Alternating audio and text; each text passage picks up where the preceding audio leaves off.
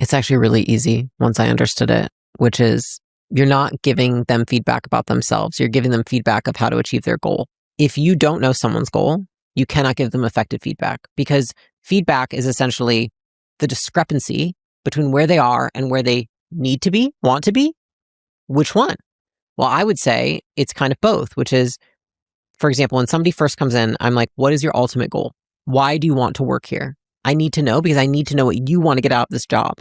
And then say, I have a person at the C level who said, one day I want to be able to be I want you to deploy me to be CEO of one of the operating companies. And I said, okay, great.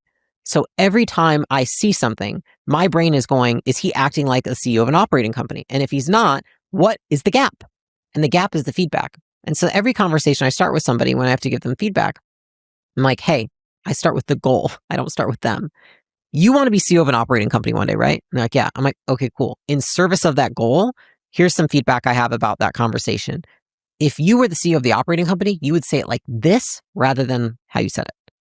So 2 things. Anchor to the goal. You start with that. You have to frame everything that matters. It's kind of like when you're with your spouse. It's like, we want to be married forever, right? In fact, I've done this with Alex many times. I'm like, we want to be married for life, right? You still want that? He's like, yeah. I'm like, okay, cool. If we want to be married for life, I would love if you did this instead. And that's the second part, which is I'm not going to punish them for what they did poorly. I'm not going to say, you did this so shitty. I can't believe you didn't get me this for Valentine's Day. You didn't, I can't believe on that meeting you said that to your team. It sounded so stupid. I'm not going to focus on the past. I'm going to reorient them to what they need to do better next time. Do this instead.